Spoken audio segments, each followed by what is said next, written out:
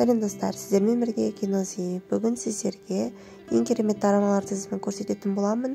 Егер келісетін болсаңыз, комментарийға жаза кетіңіз, және сіздің сүйікті дорамаларыңызды да комментарийға жаза кетіңіздер.